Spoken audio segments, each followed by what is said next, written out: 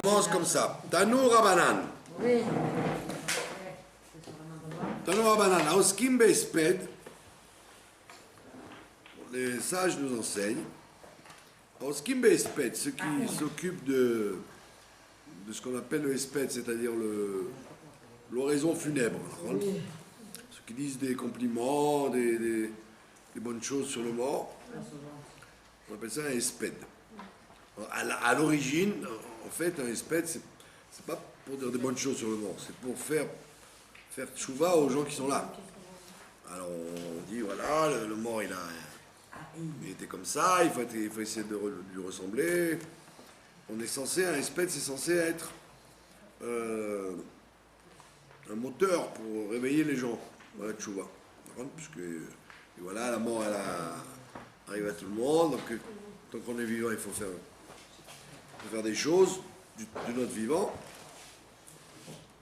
Ça, avec le temps, ça a dégénéré en compliment sur le mort. Mais à l'origine, c'était pas censé être un compliment sur le mort, c'était censé être un discours qui n'a rien à voir avec le mort, forcément. Quand vous voyez tous les spédim qui ont été imprimés par les grands rabbinim, Maral de Prague, Rav Yonatan Béchis, le Chidat, quand vous voyez des spédim, ils ont dit, vous voyez pas qu'ils ne parlent pas du mort. Ils disent des vrais Torah pour réveiller l'assistance. Alors il te dit, Aoskim Be'esped, donc ceux qui s'en occupent de faire ce discours, Bisman she'amet mutal lifnehem, tant que le mort est devant eux, Nishmatin echad echad vekorin.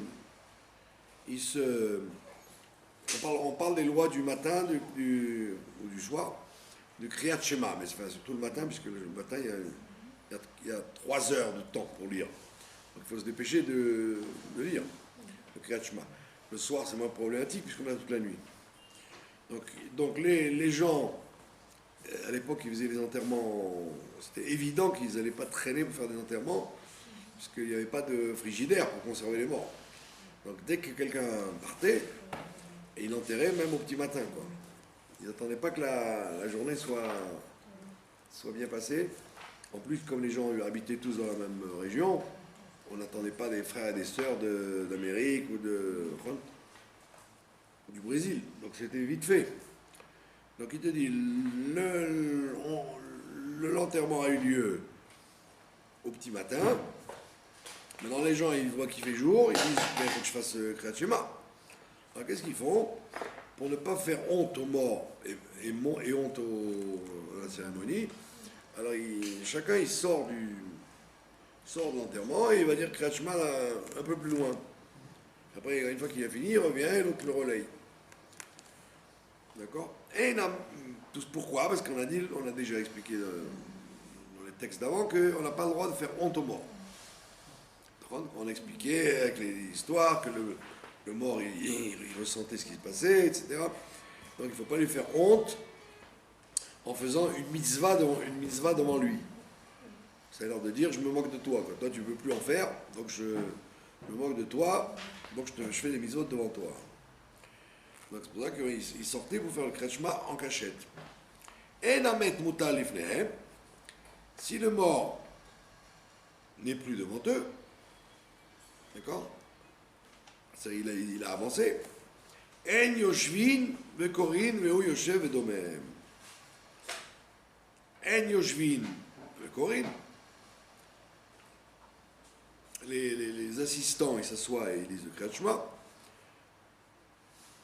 Et lui, l'endeuillé, lui, il reste assis et il ne fait pas le Kriyat Shema. Il n'a pas le droit de faire le Kriyat Shema, donc il n'y a pas eu d'enterrement. Ouais. L'endeuillé, on parle. L'endeuillé, il est dispensé de tout temps jusqu'à un moment jusqu'à ce que l'enterrement ait lieu. Une fois que l'enterrement a lieu, à ce moment-là, il doit faire toutes les mitzvot. Mais entre la mort et l'enterrement, il ne doit rien faire du tout. Même s'il veut manger, il mange son bracha, il mange... Il n'y a aucune mitzvah. Il est dispensé de tout. D'accord? Et dès que l'enterrement a eu lieu, il est obligé de tout. D'accord? Même de Hanouka, même de Purim, même de... D'accord?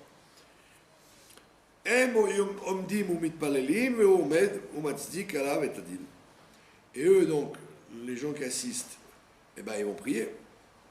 Et lui, il reste debout et il fait ce qu'on appelle Tziduk Adin. Il justifie le jugement. Quand quelqu'un meurt, on a tendance à se révolter. On dit pourquoi c'est arrivé, nanana. Donc il y a une prière qui s'appelle Tziduk Adin, ça veut dire justifier le jugement. On dit que Dieu il est juste et qu'il fait que des choses bien. El Emuna Ben Avel. El Emuna Ben Avel, c'est un Dieu dans lequel on peut avoir confiance, qu'il n'a pas fait des trucs tordus. Mais Avel, il n'y a pas d'injustice. Donc il a pris cette personne en son temps et où il fallait. Donc on justifie le jugement. Quoi. D'accord? Ça s'appelle Tziduk Adin. D'accord? Bien que la Gemara raconte, c'est pas ici, c'est dans une Gemara bien plus tard, elle raconte une histoire complètement ahurissante, qu'il y a eu une bavure de l'ange de la mort. Hein. L'ange de la mort, il devait tuer une dame qui s'appelait Marie, Myriam la blanchisseuse, et il s'est trompé d'adresse, il a tué Marie la coiffeuse. Alors quand il retourne là-bas, on lui dit mais tu es fou, tu t'es trompé, c'est pas elle qu'il fallait tuer, c'était l'autre. Alors on voit qu'il peut y avoir des bavures. L'ange de la mort, il arrive qu'il fasse des bavures. Et le commentateur, ils disent que la Marie en question, c'était la maman de Jésus. Il y en a qui disent c'était Marie-Madeleine, l'autre dit non, c'était Myriam là. Et donc en fait, ils l'ont tué par bavure, mais parce qu'après l'ange de la mort, il a dit attends, mais qu'est-ce que je fais maintenant? J'ai fait une bourde, qu'est-ce que je fais? J'amène quelqu'un pour la ressusciter ou on reste comme ça? Alors là-bas, la Gemara dit non, ça va, de toute façon, si on cherchait bien, il fallait aussi la tuer.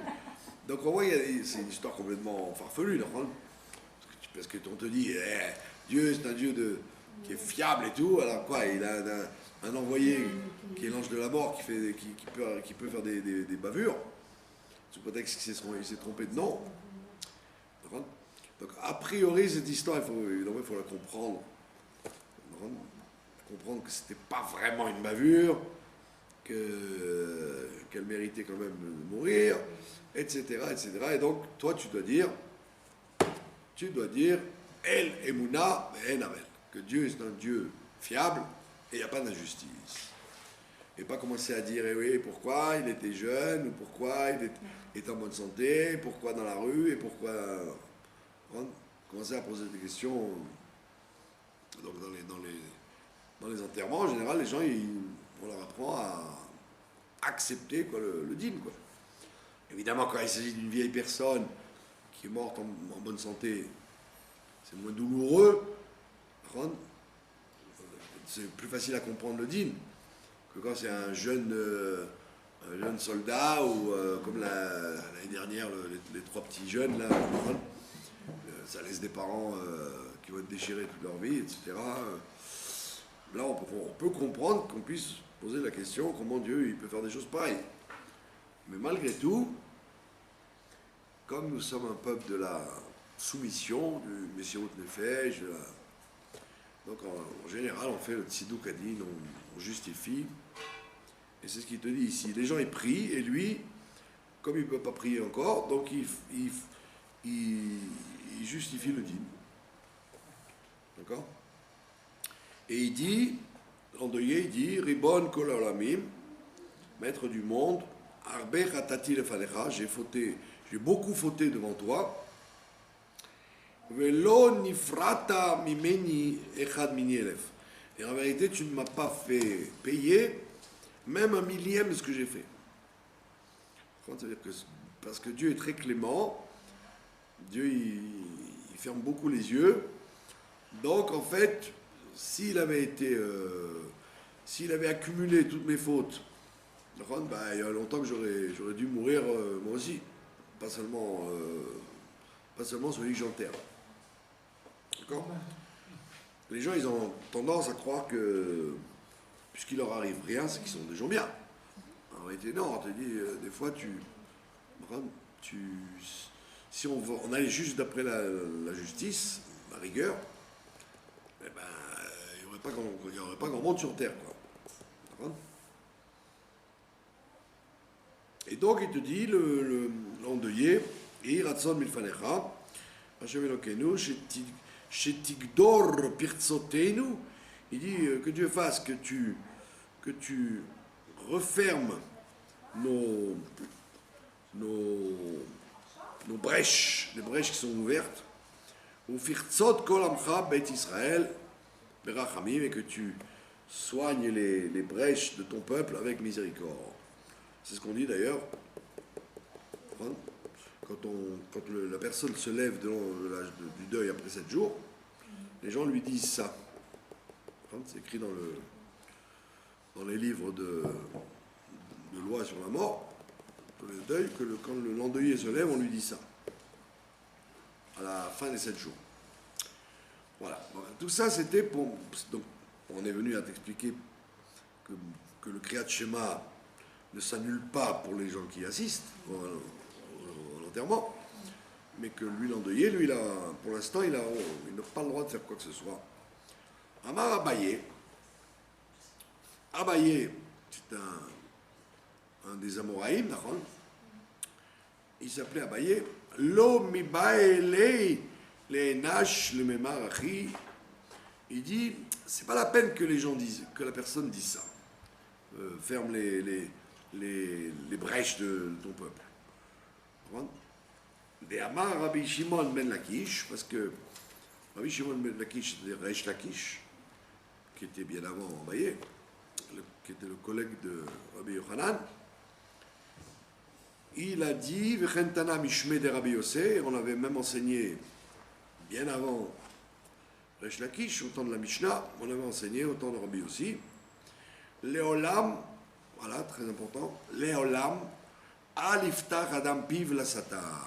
Il y a un principe que l'homme ne doit jamais ouvrir sa bouche au Satan.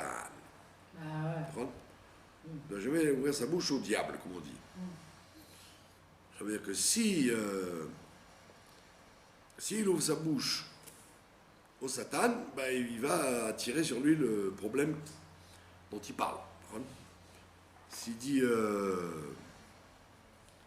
comme j'ai dit ça à propos des enfants, par exemple, un enfant il joue avec il est sur une échelle, et toi tu dis tu vas tomber. Ah, non, en lui disant tu vas tomber, tu as ouvert la bouche au Satan. Ah, oui. Il faut lui dire attention, fais attention et descends d'ici. Il ne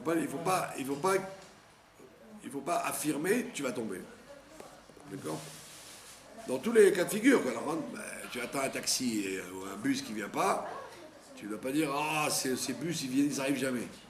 Ah, tu as dit que les bus n'arrivent jamais, mais voilà, on va faire exactement comme ça, on ne va pas l'amener le bus, parce que tu en as parlé. Donc il te dit n'ouvre pas la bouche au Satan. D'accord? Les Israéliens ils disent n'ouvre pas ta bouche au Satan, il n'est pas dentiste. Ouais. Il n'y a qu'au dentiste qu'il faut ouvrir la bouche. Il te dit ouvrez la bouche. Mais à part le dentiste, tu n'ouvres pas ta bouche au Satan. Donc, par exemple, tu as besoin d'aller acheter du lait et tu dis oh là là, je suis sûr qu'il n'en a plus le collègue, je suis sûr qu'il n'a plus de lait. Et tu rentres, ben oui, mais il n'y en a plus. Il fallait dire j'espère qu'il y a encore du lait, il y a Ratson qui a encore du lait, Yehi, donnez-nous. pour pas ouvrir ta bouche au Satan. Donc là, il dit lui, Abaye, au nom de Resh Lakish, au nom de Rabbi Yossi, il dit, qu'est-ce que tu ouvres ta bouche pour dire j'ai fauté beaucoup devant toi, et j'ai fait 1000 fois plus, et donc j'espère que, qu'est-ce que tu ouvres ta bouche? Peut-être que le Satan il va dire, tu dis tu as beaucoup fauté, allez hop, je t'emmène ou la maladie ou la mort. Donc on voit bien que, il y a, ben oui, ce que la Chassidoute explique en long et en large, que les mots fabriquent des réalités. Donc, il faut éviter de dire des mots qui peuvent créer une mauvaise réalité. Et là, c'est le cas classique, ouvrir sa bouche au Satan. Et il te dit, on voit ça dans le prophète Ishaïa, qui dit « Kimaat, Kisdom Aïnou ». C'est dans la Haftara qu'on dit juste avant Tisha B'Av, dans le Shabbat Chazon, ce qu'on appelle. Là-bas, il dit le prophète, presque nous étions comme des gens de Sdom. D'accord? Ma'adarle unavi, shimud varachem kitsine Sdom. Eux, ils ont dit, nous sommes comme des gens de Sdom, mais juste après, le bon Dieu, il dit à Ishaïaou, voilà, dis-leur que vous êtes des généraux de Sdom. Donc le fait que tu as affirmé ce que tu es, même d'en haut, on a décidé comme ça. Donc la même chose, quand tu dis je suis dans la misère, ne dis pas je suis dans la misère, même si c'est vrai. Dis je serai riche bientôt. Ne dis pas, parce que sinon tu ouvres la bouche au Satan. Le Satan dit tu prétends dans la misère, mais je vais t'y mettre vraiment. Voilà, donc on voit qu'il y a un grand principe, que aussi bien l'endeuillé que l'individu normal, il y a une tradition de ne pas ouvrir sa bouche aux mauvaises choses. D'accord? Il y a des gens comme ça, ils adorent dire j'ai jamais eu de chance, tout ce que je fais ça rate, Le fait d'en parler, de le crier, ça ouvre la bouche au Satan. Donc il vaut mieux mentir et, comme on dit, se la raconter, dire j'ai plein de projets et tout va bien se passer, j'ai très confiance. Après, même passer pour un prétentieux ou un mythomane, c'est mieux ça que de dire je suis bon à rien, tout ce que je fais ça marche, ça rate. Non, il ne faut jamais dire ça. Il ne faut jamais ouvrir sa bouche au Satan. Ni pour parler de l'avenir, ni pour parler d'une situation. Voilà. Agada Aïn Aleph. Pardon? Les gens qui vont chez un yoète ou chez un psychologue, ils font en général, ils disent des trucs qui vont pas, quoi. Alors c'est pareil, ça rentre dans le même rêve. Quelqu'un qui dit pourquoi ils sont venus. Peut-être que ça répète la même chose parce qu'on va ce soir. Non, et on peut toujours parler, on peut toujours exprimer les choses de façon positive. On n'est pas obligé de dire les choses négativement. On dit au psychologue, j'aimerais réussir ce que je fais, j'aimerais avoir beaucoup de réussite, comment on appelle ça, avoir plus de réussite que ce que je n'en ai. Et c'est au psychologue de comprendre Miklal en atachomé à lave. Miklal à lave atachomé à en. Du fait de ce que tu ne dis pas, le psychologue, s'il est psychologue, il doit comprendre que tu en as gros sur la patate, quoi. Ouais. J'aimerais bien que ma situation financière soit 1000 fois meilleure que ce qu'elle n'est, et que dans tout, pour les enfants, pour le mari, pour la santé, on peut dire des choses sans ouvrir la bouche au diable, quoi. Voilà. Donc c'est un grand enseignement. D'ailleurs, les commentateurs de la Gemara Brachot, ils disent que l'essentiel de ce traité, c'est justement les agadotes qu'on apprend, qui nous apprennent à vivre. Parce qu'il y a la halacha, d'accord, il y a la halakha, mais il y a la halakha qui n'est pas la halakha sèche, c'est la halakha qu'on apprend de la Haggadah. C'est le comportement dans la vie, quoi. Qui est aussi une halakha, qui est aussi un moyen de faire avancer les choses positivement. Voilà. Alors, la halakha Aïn Aleph, elle dit la chose suivante. Amar Rav Yehuda Amar Rav. Rav Yehuda, au nom de Rav, il dit si quelqu'un se rend compte qu'il a sur lui, il a un habit qui est en sharatnez, qui est tissé lin et laine, il doit l'enlever même dans le chouk. Ah bon? Donc si quelqu'un, il a acheté un costume Boss ou Auguste Dormeuil, des grandes marques de costumes, qui paraît-il sont sharatnez d'Oraïta, qui sont faits en lin et en laine.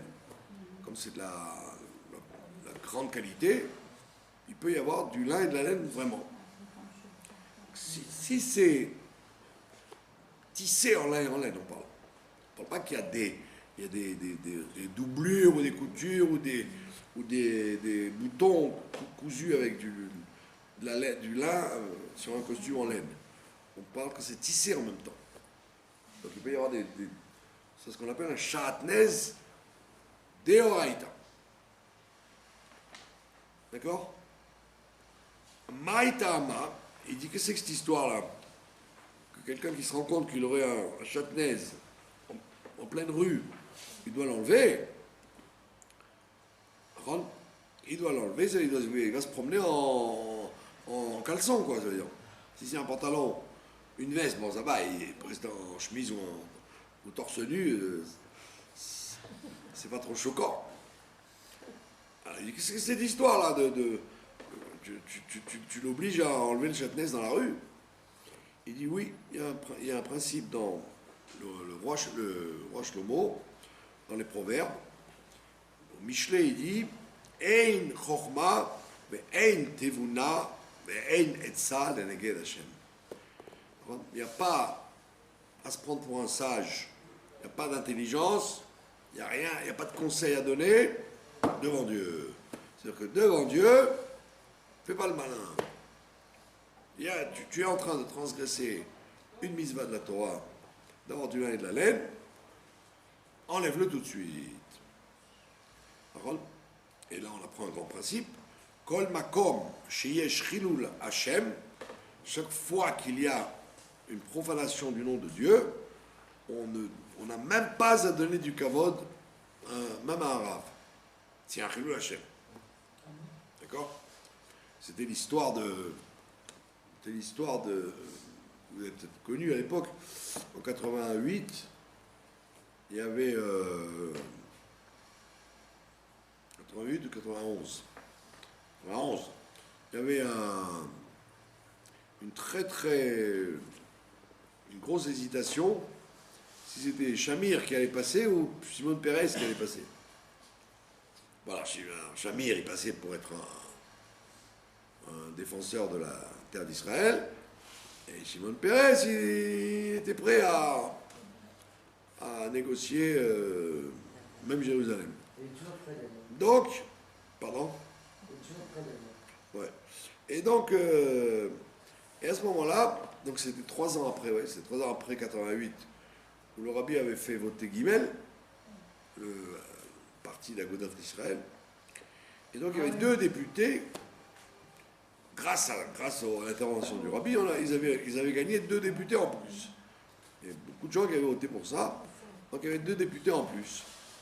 Maintenant, la veille du vote, ils étaient à égalité, Shimon Peres et Shamir. Ouais. Et donc les gens disaient où ils gagnent, et donc il n'y a pas de négociation avec les Palestiniens, mais si c'est Shimon Peres qui gagne, on va commencer à déguster. Donc, maintenant, tout le monde... donc, évidemment, il y avait une égalité dans les votes. Et les deux députés qui étaient donc avec le rabbi, ceux-là, puisqu'ils avaient été élus grâce au rabbi, ils étaient avec lui. Quand dans la soirée, le journaliste est passé, le journaliste de la radio israélienne est passé devant le rabbi, et il a dit qu'est-ce que le rabbi suggère. Et le rabbi il a dit il faut absolument que Shamir passe. Et donc automatiquement les deux députés, paf, ils ont basculé, alors que la Gouda d'Israël se tâtait, quoi, elle n'était pas sûre de... Parce que la gauche en Israël, Shimon Peres, ils ont toujours aidé les yeshivot. Ils ont toujours respecté leurs paroles par rapport aux yeshivot et au monde de la Torah. Et la droite, jamais. La droite a toujours trahi les yeshivot. Donc les partis politiques religieux, ils ont dit... les Palestiniens, ok, mais pour l'instant, on se fait toujours avoir avec la droite, on ne veut pas voter à droite. Surtout qu'ils ont toujours été fidèles. Les yeshivot de Chabad, elles étaient soutenues pendant toutes les années par la gauche, quoi, par le Maharach, qui payait régulièrement. Donc tout le monde disait, ben, ils sont quand même plus droits que les autres. Alors que les autres, ils parlaient beaucoup, blablabla, mais ils n'aidaient jamais ni les religieux, ni les yeshivot, ni rien du tout. Donc ils se sont dit, ah, on n'a rien à faire de cette histoire, donc on va voter avec Pérez. Maintenant, quand les deux députés, ils ont entendu ça du rabbi, puisqu'il était interviewé par le journaliste de Kol Israël, donc ça fait un grand boom. Ils ont dit, ah, le rabbi de Lubavitch dit qu'il faut soutenir à tout prix Shamir. Donc les deux, ils ont dit, tac, on votera Shamir. Et donc il a basculé, il a gagné. Maintenant, le rabbi de Gour, qui n'était pas encore le rabbi de Gour, mais qui était le président de la Gouda d'Israël, le Pnei Menachem, il s'appelle, qui est enterré là, derrière. Il a très mal pris la chose. Il a dit, quoi? Le rabbi, il aurait pu au moins nous téléphoner à nous, au lieu de passer par le journaliste. Donc ils ont été très vexés que ça passe par le journaliste qui est, par hasard, qui est passé comme ça. Par contre, ils en ont voulu au rabbi. Comment il aurait passé par-dessus la tête? Parce que les deux, ils n'ont pas demandé l'avis à personne, ils ont voté. Et donc, bien que Shamir ait gagné, la Gouda d'Israël, elle en a voulu au rabbi. Et quand le rabbi de Gour, donc, qui est devenu par la suite le rabbi de Gour, le Pnei Menachem, il a demandé des explications. Le rabbi il a répondu ça. Il a dit Kol makom sheyesh chilul Hashem en cholkim kavod lara. À partir du moment où il y a une profanation du nom de Dieu, même à un rave, on ne doit pas faire de kavod. Donc, comme vous n'avez pas bougé, vous ne bougez pas, et que l'autre m'a demandé mon avis, ben voilà, j'ai dit qu'on ne peut pas se permettre de mettre en danger la sécurité d'Israël, parce que vous voulez de l'argent pour les giotes. Bien que la gauche soit plus fiable à ce niveau-là, ils sont plus dangereux de l'autre côté. Donc le rabbi avait amené cet argument. Chaque fois qu'il y a possibilité de profaner le nom de Dieu, on n'a même pas le droit de faire kavod même au rav. Dans ce cas-là, c'est-à-dire que le monde entier aurait dit regarde les religieux. Les religieux eux-mêmes, ils sont d'accord de rendre le territoire, puisque la Gouda d'Israël a voté pour Pérez. Donc c'était ça ce que voyait le rabbi. Bien qu'au niveau social et religieux, la gauche est beaucoup mieux que la droite. Il y a quand même malheureusement le problème de la sécurité qui... C'est à cause de ça qu'on paye cher d'ailleurs, parce que Il n'a pas été en Espagne. on se fait toujours avoir, avec ça, vous comprenez? Vous avez suivi l'affaire? Pardon? Rav, il n'a pas été en Espagne, Shamir, il a fait des... Il a été en Espagne, oui, mais le rabbi lui a dit d'aller en Espagne. Oui, d'accord, mais il, Et d'affirmer. il leur a dit aussi qu'il ne fallait pas leur parler. Non, d'aller, de leur parler, mais de dire ce qu'il faut dire. Alors, Amarley, Rav Papa et Abaye. Donc ça veut dire quoi? Ça veut dire que dans le cas du châtenez, la personne, elle a du lin et de la laine. Elle ne peut pas dire devant tout le monde, moi je m'en fiche, j'ai du lin et de la laine, elle doit enlever son habit, même si c'est dans la rue. Maintenant, évidemment, si quelqu'un est intelligent, il va pas lui dire dans la rue, tu as du lin et de la laine, il attendra qu'il est arrivé chez lui. Ben oui, il vaut mieux qu'il ne sache pas. On parle d'un idiot qui a été lui dire en pleine rue, mais tiens un costume boss, enlève-le tout de suite. D'accord? Et on ne parle pas non plus dans un cas où c'est des rabananes. Si c'est des rabananes, là on n'est pas obligé de se faire honte, parce qu'il y a écrit que le respect des créatures, c'est aussi une mitzvah de rabbanan. Pour respecter les créatures. Donc si c'est un châtenez des rabbanan, le respect des créatures, de ne pas lui dire, pour pas qu'il enlève sa veste dans la rue, peut attendre jusqu'à la maison. Comme la raison pour laquelle, si Shabbat, quelqu'un n'a pas coupé du papier toilette, il a oublié ou il n'a pas l'habitude, ben, puisqu'il va aux toilettes, parce que c'est kavod abriot, on ne peut pas l'empêcher d'aller aux toilettes sur tout un Shabbat. Donc on lui dit, puisque tu respectes les créatures en allant aux toilettes, donc tu peux couper ton papier en faisant une coupure des rabananes, c'est-à-dire pas dans les plis, pas dans les trous. Bon, donc ça veut dire qu'il y a beaucoup de cas où on voit cette histoire de le Chilul Hashem. Quand il y a Chilul Hashem, on ne doit pas faire kavod même au Rav. Également, exemple classique, vous êtes invité à un mariage et puis tout le monde sait que vous respectez les mitzvot, donc on le voit dans votre look. Et puis pitom, les mariés commencent à danser ensemble, ou ils commencent à avoir une discothèque dans la salle. Ben, vous n'avez pas le droit de rester en disant non, ça ne me dérange pas, moi de toute façon je ne danse pas. Les trucs bleus, verts, ça donne des couleurs au steak, ça ne dérange pas. À ce moment-là, il y a un Chilul Hashem. Si les gens disent, bah, tu vois, même celle-là là, qui est religieuse, ça n'a pas dérangé de voir des filles à moitié nues danser avec des garçons à moitié habillés sur la scène. Donc il y a des cas de figure où, quand vous savez que vous êtes impliqué dans un Chilul Hashem, vous ne devez pas vous mouiller, quoi. Vous devez sortir de là. Ah bon? Eh oui. Et moi, je sais, moi. Voilà, quand c'est comme ça, vous allez à la choupa, vous dites Mazal Tov, et puis c'est tout, quoi. Et vous rentrez chez vous, vous ouvrez une boîte de sardines et vous mangez. Vous mangez. Voilà. Amar Lei Rav Papa et Abaye. Alors, Abaye, Rav Papa, il a posé une question à Abaye. Il lui a dit, tu sais, Maïshna, quelle différence il y avait avec les gens d'avant, les Rishonim, les gens d'avant, de Mitrachesh Leunissa, qu'ils avaient des miracles. Les gens d'avant, ils avaient des miracles. Ou Maïshna Anan, quelle différence avec nous? De la Mitrachesh Leunissa, nous on n'a pas de miracle. Comme ça, il a dit Rav Papa à Abaye.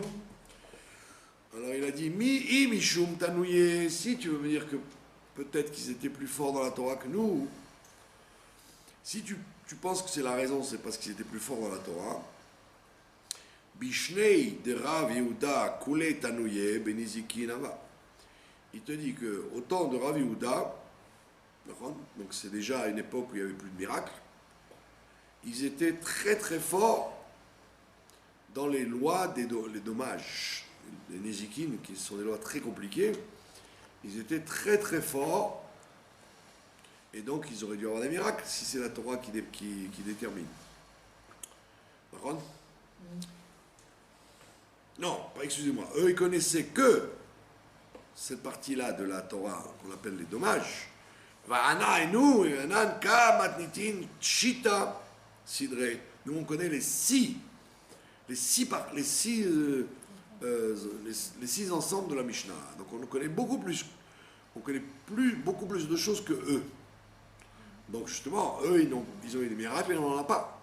Donc, si c'est la Torah, on voit que c'est pas la raison, puisque nous, on a plus de Torah qu'eux. D'accord? Comme aujourd'hui. On a une connaissance. On a tous les livres qu'il faut. On a les connaissances de la Torah que plein de générations ne pouvaient pas avoir. Donc si tu me dis la Torah, ça ne peut pas être la réponse. Qu'il y ait plus de miracles, qu'il y ait moins de miracles alors qu'il y a la Torah. Alors quelle est la Nekuda? Qu'est-ce qui détermine qu'eux, ils avaient des miracles et nous, on n'en a pas? La discussion de Rav Papa avec Abaye.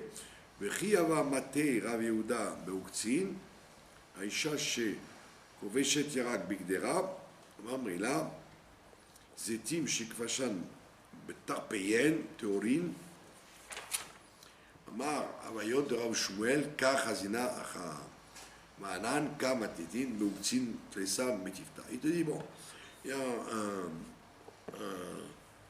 un problème à l'époque, il faisait attention, même très tard, même après la destruction du temple, très très tard, il faisait attention aux règles de pureté et d'impureté. Bien qu'il n'y ait pas de Beth Amikdash, bien qu'il n'y avait plus de Beth Amikdash, très très tard, les gens faisaient attention aux lois de pureté et d'impureté. À Paris, par exemple, je connaissais un monsieur qui était du Maroc, un Chacham qui venait du Maroc. Il mettait toujours des gants et il avait toujours une serviette avec lui. Donc quand il s'asseyait dans un taxi ou dans n'importe où, il mettait la serviette pour ne pas s'asseoir là où quelqu'un d'impur s'était peut-être assis avant lui. Il avait toujours une serviette avec lui et il avait toujours des gants et il ouvrait donc les portes et il serrait la main. Tout le monde avait toujours des gants, même en hiver, même en été. Le Rabbi aussi d'ailleurs, il avait des gants très très tard. Même le jour de son voyage, les gens croyaient que c'était un dandy. Parce qu'il avait toujours des gants. Il ne serrait jamais les mains, les gens. Et il avait des gants. Et après, Après, il les a enlevés, ben oui. Donc ça veut dire quoi? Donc ici, il te dit, les femmes connaissaient parfaitement les lois de pureté et d'impureté. Par exemple, vous avez un fruit. Le fruit, il y a ce qu'on appelle le hoketz du fruit, ce par quoi on attrape le fruit. Une pomme ou une figue, attrapé par la tige. Ou une cerise, surtout les cerises par exemple, ou les nefs, ou même les tomates. Il y a des tiges. Et donc, dans les lois de pureté et d'impureté, on dit que la tige, elle contracte l'impureté comme le fruit lui-même, quand il y a de l'eau qui est passée avec un reptile. Donc les gens faisaient attention à ne pas manger, à ne pas donner à manger à leur famille ou à des gens, sauf si les lois de pureté étaient respectées. Donc il n'y avait pas que la cache-route, ils faisaient attention aux lois de pureté et d'impureté. Vous vous rendez compte? Donc c'était très compliqué, parce que qui c'est qui connaît ça aujourd'hui? Les lois sur les tiges et les lois sur les... c'est un serpent ou une tortue, un des 8 animaux qui transmet l'impureté par l'eau, une limace qui s'est promenée sur votre salade mouillée, ben ça y est, elle est impure. Donc il la mangeait plus. Oui, donc c'était très compliqué les lois de... Et il dit, voilà, les femmes, n'importe quelle femme, elle connaissait ces choses-là très régulièrement. D'accord? Il dit donc voilà. Ouais, des lois que même des grands rabbinim aujourd'hui connaissent même pas, parce que ça ne sert pas à grand-chose, quoi. C'est des études théoriques. Et le rejeter? Ah oui. Les gens, ils faisaient attention qu'il n'y ait pas des 7 reptiles, des 8 reptiles qui se promènent sur des aliments mouillés. Parce que ça transmettait. Ah bon? Ouais. Qu'est-ce qui nous reste de tout ça, nous? C'est que quand vous mangez des choses mouillées, vous vous lavez les mains. Voilà, c'est tout. Sinon, vous ne faites plus attention à tout ça. Si vous avez des bestioles qui se promènent sur un truc, vous lavez, c'est tout. Donc il dit, si c'est comme ça, Ah ouais. ouais. Il dit, regarde, Putain, connaissant, toi. si c'est ça, ces gens-là, ils étaient donc... nous, on est plus religieux qu'eux, puisque même les femmes, etc., elles connaissent ces lois. Donc on voit bien que ce n'est pas la Torah qui détermine qu'il y a plus de miracles ou moins de miracles. Parce que nous, on connaît plein de trucs, beaucoup plus de choses qu'eux, et on n'a pas de miracles, et eux, ils en avaient. Et il dit, regarde, Rav Yehuda, qui donc vivait dans une génération qui avait moins de Torah que nous, parce qu'ils n'avaient pas ni de livres, ni de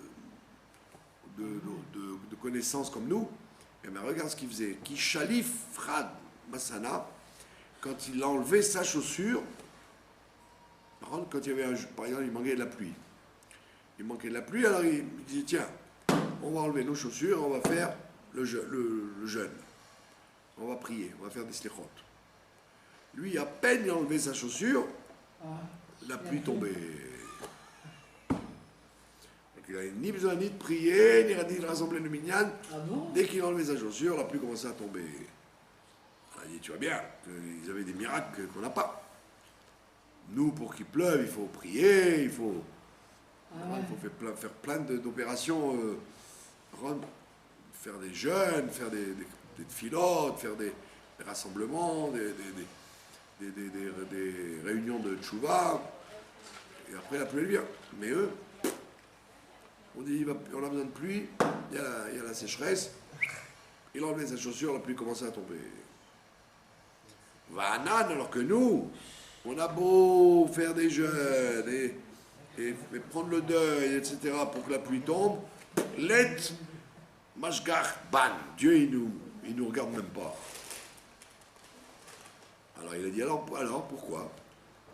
Puisque nous on a plus de Torah qu'eux, pourquoi ils avaient des miracles et qu'on n'en a pas? Il lui a répondu, Kama et ce qui était avant, les gens d'avant, Avoka Masre Nafshayu Akedushat Hashem. Les gens d'avant, ils donnaient leur vie pour le Kiddush Hashem. Pour faire Kiddush Hashem. Par exemple, il y a des gens qui sont arrivés à Paris, les juifs ashkénazes ou séfarades, quand ils sont arrivés à Paris, ils avaient du mal à trouver des boucheries cachères, etc. Alors il y en avait, ils se cassaient pas la tête, ils achetaient dans le coin, là où ils étaient. Ils disaient, bon, là-bas on mangeait cachère, mais ici on va se casser la tête. Et il y a des gens qui faisaient, mais si route nefesh pour aller acheter de la viande cachère à rue des Rosiers, par exemple. Donc les gens, ils faisaient des efforts pour faire Kiddush Hashem. D'accord? À l'époque, par exemple, il n'y avait pas d'école juive à Paris. Alors, les rabbins du consistoire, par exemple, ils envoyaient leurs enfants à l'école laïque, mais ils n'allaient pas le Shabbat, par exemple. Ils demandaient une permission de ne pas aller le Shabbat ou de ne pas écrire le Shabbat. Donc c'était un Kiddush Hashem. Donc eux, ils avaient peut-être moins de Torah que nous, mais ils étaient prêts à donner leur vie pour sanctifier le nom de Dieu. Voilà. Anan, alors que nous, la masrinan nafshin akdushat Hashem, nous, on n'est pas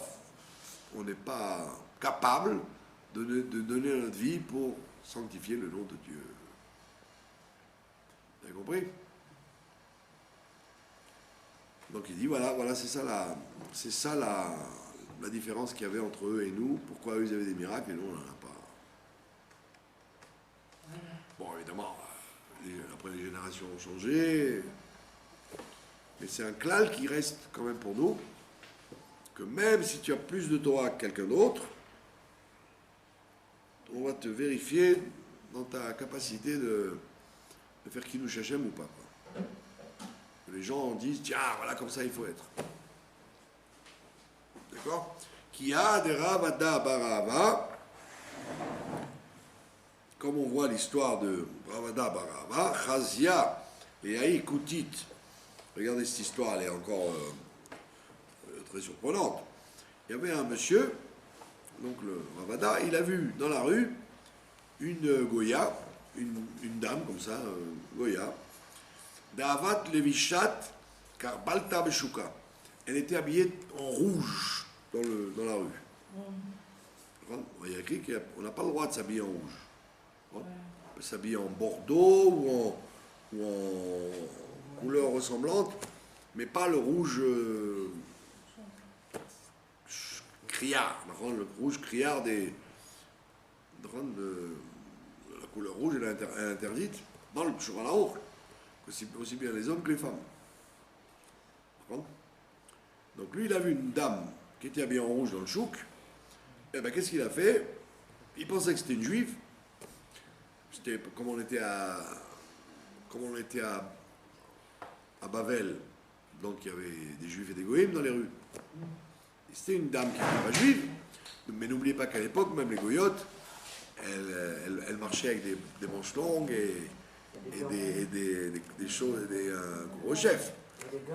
Ouais, comme vous voyez le rabbi quand il parle des femmes de Paris en 1933, là, quand il dit, il écrit à je sais pas qui, il écrit, si vous savez, les femmes de Paris, hein, quand vous voyez les photos, vous dites, qu'est-ce qu'elles ont les femmes de Paris? Elles ont des manches jusque-là, des chapeaux et des robes longues. Qu'est-ce qu'ils leur trouvent? Parce qu'on voyait leur tête, quoi, c'est tout. Elles étaient élégantes. Et le rabbi trouve que c'est vraiment très osé ce qui se passe à Paris. Et c'est pour ça qu'il marchait avec un journal troué, quoi, pour pas voir les femmes. Et quand vous voyez les photos ou des films des femmes de cette époque-là, vous dites, elles n'ont rien, hein. Elles ont des manches très longues. Aujourd'hui, ouais. Bah, aujourd'hui, il faut chercher le tissu, il ne faut pas chercher le... On est au marchand de choses. Aujourd'hui, c'est le tissu qu'il faut chercher, quand vous voyez les femmes dans les rues. Donc, ici, c'est pas un trou de journal qu'il faudrait, c'est des lunettes d'aveugle. Il faudrait se promener comme Ray Charles dans les rues. Ah ouais. Des fois, quand je marche dans les rues, je me dis, plus vous allez, plus vous demandez. Plus chaque année, ça s'améliore. Et en plus, à Jérusalem, avant, il y avait un respect. Bon.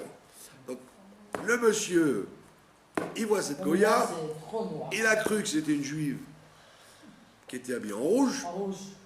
Non, parce que si vous auriez dit, mais attends, mais comment il n'a pas pu différencier une Goya d'une juive? Parce que même les Goyotes, elles étaient habillées comme il faut. Seulement, elle était en rouge. Qu'est-ce qu'il a fait, le monsieur? Eh ben, il lui a cassé la figure. Il lui a déchiré sa robe devant tout le monde. D'accord? Alors, évidemment, elle a attaqué au tribunal. D'accord? Et au tribunal, il a perdu son procès parce que le Michel lui a dit, monsieur, de quoi vous vous mêlez?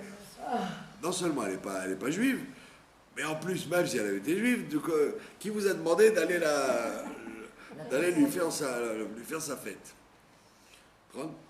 Alors il te dit, quand il a appris qu'elle était une coutite, une Goya, le tribunal l'a fait payer 400 zouz, c'est-à-dire une fortune, quoi. Elle a demandé des dommages et intérêts exorbitants, la dame. D'accord? Amar, là, il lui a dit, Machmer, comment tu t'appelles? Mais il a donc accepté de payer. Il dit, comment tu t'appelles? La dame, elle lui a dit, je m'appelle Matoun. Matoun. Matoun, ça veut dire la calme. Matoun, ça veut dire calme-toi. Et il y a écrit, d'accord, il y a écrit, et vous, dans le Pirkei Avot, et vous, Metounim Badin, soyez calme, soyez circonspect dans votre jugement. C'est-à-dire, ne commencez pas à vous exciter, à dire c'est bon, c'est pas bon. Réfléchis bien avant de répondre. Il lui a dit, eh ben Matoun, tu m'as coûté 412. C'est-à-dire que j'aurais dû me calmer. J'ai voulu jouer le justicier. J'ai voulu jouer le justicier. Comme je mérite à Tzniout, là. Et je me suis bien fait avoir parce que tu n'étais pas une juive, donc j'avais aucune raison de t'interdire de t'habiller en rouge, tu avais le droit. Et en plus, j'aurais dû me renseigner. Et même si tu l'avais été, peut-être j'aurais pu te négocier avec toi. Alors, c'est une histoire bizarre parce qu'il donne l'exemple comment les gens à l'époque, comment les gens de l'époque, ils étaient capables pour éviter le Chilul Hashem, de monter sur les barricades. Alors aujourd'hui, on t'aurait dit. Aujourd'hui, non, il n'a pas frappé, il a. Oui, elle avait une grande robe rouge, et il a déchiré. Et la police l'a. Elle a porté plainte à la police et il a été condamné à 412. Ça veut dire que. Ça veut dire. Non, il n'a pas déshabillé. Parce que vous croyez qu'à l'époque, les gens, quand ils avaient une robe, ils n'avaient rien en dessous. Ils avaient des jupons et des corsets, les gens étaient bien équipés. Mais Kitso, on te dit, voilà, il y a des gens qui étaient prêts à faire Messirut Nefesh. Maintenant, à la Khalamassé, aujourd'hui, on te dirait, c'est sûrement pas la technique pour. Mais c'est pas qu'il a dit c'est scandaleux. Moi, j'ai voulu empêcher une femme d'être travaillée. Non, elle a dit j'ai perdu de l'argent, mais j'ai pris ce risque. Donc, toutes ces agadotes, évidemment, il faut bien les analyser parce que des fois vous dites mais c'est pas du tout ce qu'on a voulu enseigner là. Parce que c'est plutôt lui qui a fait Chilul Hashem. Alors il dit non, tu veux faire Kiddush Hashem, réfléchis bien parce que des fois ça peut te coûter cher et puis tu peux te tromper. Tu peux faire un faux pchat. Parce que tu as une fille qui est mal habillée, d'accord? Qu'est-ce que tu vas lui faire? Tu vas la convaincre de s'habiller bien si tu l'insultes ou si tu lui déchires le peu de vêtements qu'elle a sur elle. Donc on voit bien que il faut réfléchir à faire Kiddush Hashem.